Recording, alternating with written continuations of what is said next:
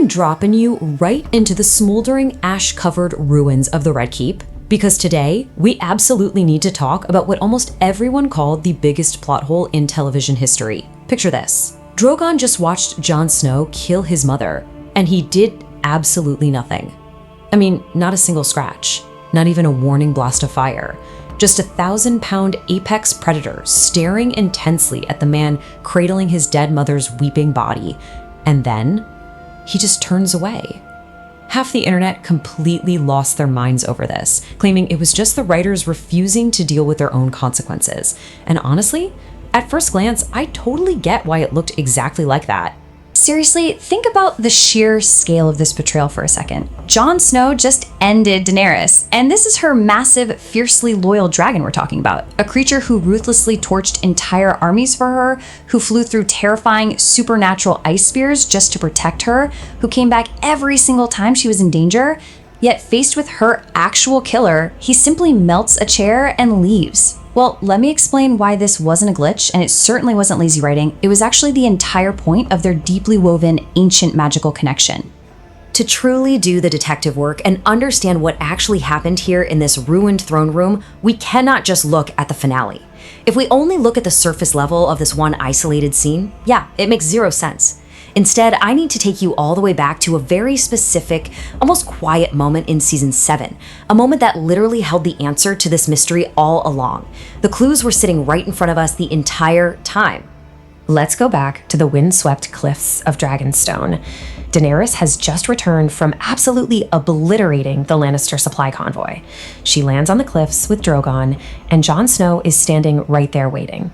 Now, the second they touch down, Drogon doesn't just stay put. He surges forward aggressively, directly into Jon's face.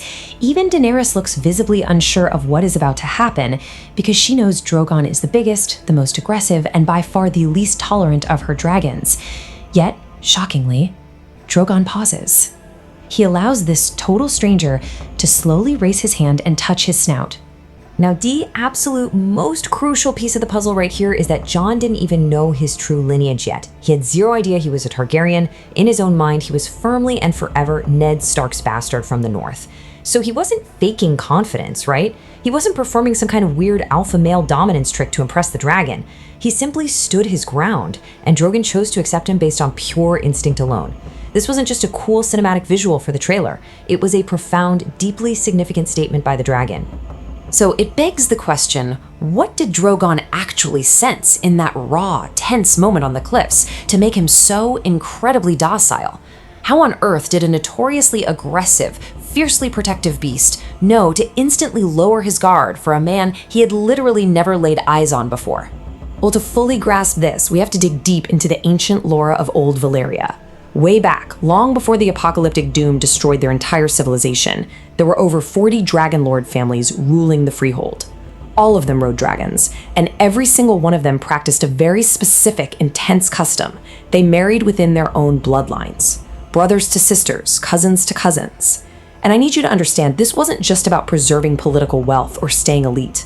It was for one vital, intensely magical reason. The mystical bond between dragon and rider is tied entirely to Valyrian blood. When the Targaryens escaped the doom, they brought this exact custom with them to Westeros. They endured centuries of incestuous marriages, firmly believing that concentrating their blood was the absolute only way to keep that volatile magical connection to their dragons alive. Preserve the blood, preserve the bond. It's an ancient operating system built equally on blood magic and sheer genetics. And I want to point out a major historical precedent that proves this isn't just some wild fan theory. Think back to the Dance of the Dragons, the Great Targaryen Civil War. Princess Rhaenyra was rapidly running out of dragon riders, so she put out a desperate call for dragon seeds. These were ordinary, everyday people who just happened to possess Targaryen bastard blood somewhere hidden deep in their family tree.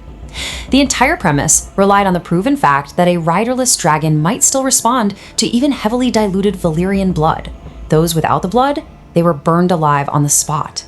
It proved that dragons intrinsically sense the genetic difference. It's like a magical DNA test. You cannot fake it. Either the blood is there or it isn't. And in Jon's case, that blood was incredibly potent. He wasn't a northern bastard at all, was he? His real name is Aegon Targaryen.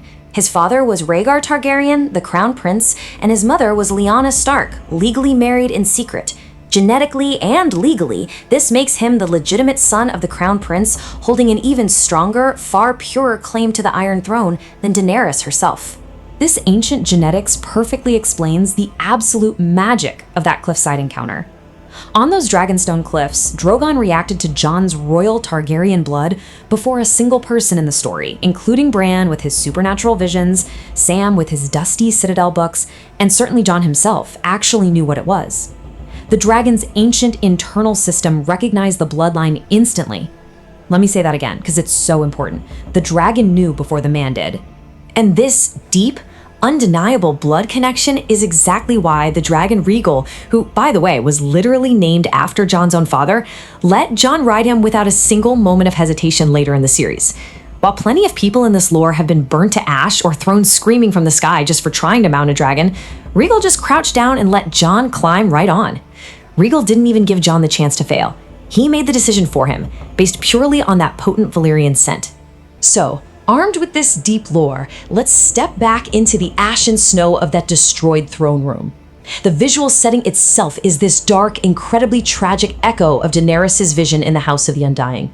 Jon stands frozen over Daenerys' lifeless body, and Drogon emerges through the thick smoke, landing heavily right in front of them. He gently nudges his mother, realizes she is actually gone, and lets out a cry of absolute, earth-shaking heartbreak. And then, the dragon slowly turns to look at Jon. To truly understand what happens in this next split second, we have to look at the actual shooting script for this episode. It reveals a massive, hitting detail that completely shatters the whole idea that Drogon was just some confused animal lashing out blindly. When Drogon looks at Jon, the writers specifically noted in the script, he wants to burn the world, but he will not kill Jon. Let's really look closely at those two words, will not. Notice it doesn't say he cannot find Jon or that he is confused about what just happened. Will not means deliberate, conscious intent. I really want you to realize that Drogon made a conscious, active decision in that exact second not to kill the last living male heir of the house that had bonded with his kind for centuries. So what does he do instead? Drogon opens the throat, the fire builds, and he unleashes everything he has into the back wall of the throne room. When Drogon unleashed his fire, he wasn't carefully aiming at the Iron Throne as a deliberate political statement, like some dragon philosopher who suddenly understood the corrupting nature of feudalism. He blasted the back wall in pure, unadulterated, blinding grief, and the throne just happened to be in the crossfire. It melted down to slag purely as a byproduct of a dragon's sorrow pointed in the wrong direction. But we also know Drogon is highly intelligent. The story makes this incredibly clear over 8 seasons. I mean, he spent years sensing when Daenerys was in danger, like miraculously sensing the ambush in the fighting pits of Meereen. He understands highly complex aerial battle commands with staggering precision, and he flawlessly distinguishes allies from enemies in the absolute chaotic blur of war. He is vastly more aware than a simple beast. Because of this deep, almost supernatural intelligence, Drogon likely understood the true dynamic at play in that room. He watched Daenerys change over the years. He watched her lose her allies, lose her other dragons, and slowly lose her mind the closer she got to that chair. Drogon understood that Jon didn't kill Daenerys out of some petty hunger for power. He recognized that her obsession with the Iron Throne was the actual poison that destroyed her. Destroying the throne wasn't calculated politics. It was a final verdict on the cursed object that took his mother away. And there's an even deeper layer of magic operating here. The ancient magical sensitivity that pulled Drogon to the throne room the exact second his rider died, a telepathic connection that George R.R. Martin notes runs much deeper than sight or sound, is the very same system that registered Jon as belonging to his bloodline. These aren't two separate magical functions. They are the exact same ancient Valyrian operating system, just working in 2 different directions. When faced with burning the man who killed his mother, it's like Drogon's internal magical system encountered a profound conflict it simply couldn't resolve. Every other person who ever threatened Daenerys was an outsider. But Jon was different. Jon was blood of the blood. The ancient magic woven deeply into Drogon's DNA recognized its own kind, essentially short-circuiting and preventing him from harming the last living Targaryen. So the fire went into the throne instead. After the destruction of the throne, Drogon gently picks up Daenerys in his enormous claws and flies away into the mist. Later on, in a small council meeting, Samwell Tarly mentions, kind of like an afterthought, that Drogon was spotted flying east toward Volantes. Now, the council treats it like just another minor logistical problem on a checklist, but structurally and narratively, that specific location is deeply, deeply significant. Volantes is not just a random city on the map to throw out there. It is the geographic gateway to the ruined, magical wasteland of Old Valyria. Drogon had previously been drawn to this exact region back in Season 5, flying over the perilous Smoking Sea. By flying east, Drogon wasn't just wandering aimlessly in his grief. He was purposefully taking his mother's body back home, returning to the very origin of everything she and her dragons actually came from. I really think this leaves us with an incredibly poetic, almost haunting ending for the entire Targaryen dynasty. We are left looking at two separate ends of the exact same ancient thread. Jon Snow, the last male Targaryen, exiled back to the freezing ice of the north to live out his days, and Drogon, the last living creature of fire, returning home to the ruined, ash-covered east. Ultimately, Drogon was never just a mindless attack dog acting on impulse. He was the last living connection to a 300-year-old legacy that dramatically shaped the history of two entire continents. He spared Jon because something in that ancient, blood-forged magic woven between the Valyrians and their dragons millennia ago recognized Jon's heritage. When Drogon looked down at the man who killed his mother, the magic instinctively kicked in and said, "No, this one is ours." Let me leave you with one final thought to chew on. We know a Jon Snow sequel was actively pitched and explored behind the scenes, proving that even the creators felt this story wasn't completely finished. With Drogon out there wandering the magical ruins of the East and Jon ranging deep north of the Wall, if that ancient blood bond truly is unbreakable, and the dragon's magic definitively recognized him as family, do you think they will ever cross paths again?